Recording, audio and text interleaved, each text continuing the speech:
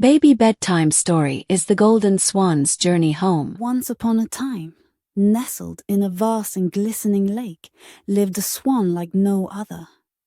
It was called Golden Swan, not only for its shimmering feathers that seemed to glow under the sun, but also for the admiration it inspired among its flock. The lake was a place of harmony, where the swans cared deeply for each other, sharing not just space, but lives intertwined by kindness and fellowship. But Golden Swan, despite enjoying this idyllic life, began to grow restless. The world beyond this lake must be thrilling, vast and full of wonder.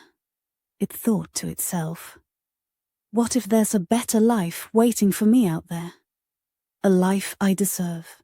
One morning, as dawn painted the sky in hues of gold and pink, Golden Swan bid farewell to the only home it had ever known, spreading its wings wide and soaring into the horizon. Continuing, it spread its wings wide and soared into the horizon. It flew over emerald forests, winding rivers, and towering mountains. Then, in the distance, it caught sight of a dazzling city, alive with the glimmer of lights that never dimmed and the hum of endless activity. This has to be it, the swan thought excitedly.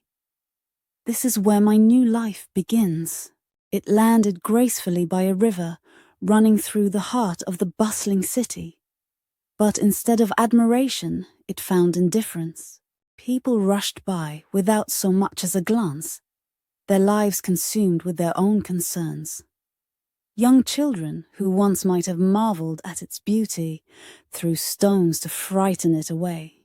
The air of the city felt cold, despite its glow and movement.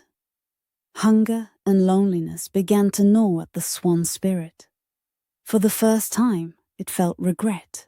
One afternoon, as it rested by a pile of discarded waste near the river, a small sparrow fluttered down beside it.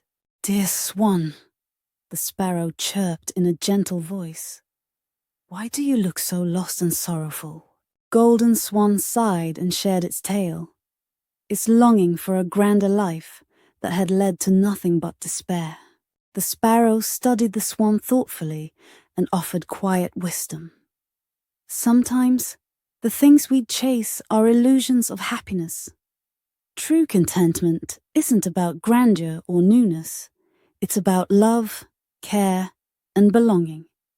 A place only becomes home when your heart finds peace there.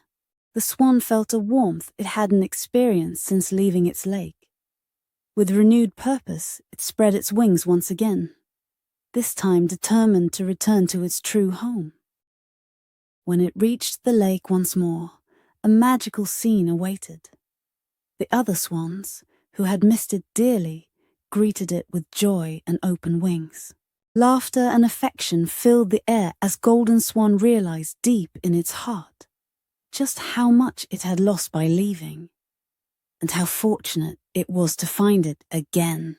As the sun dipped below the horizon, painting the lake in hues of gold, Golden Swan whispered to itself, "Home isn't about where you are.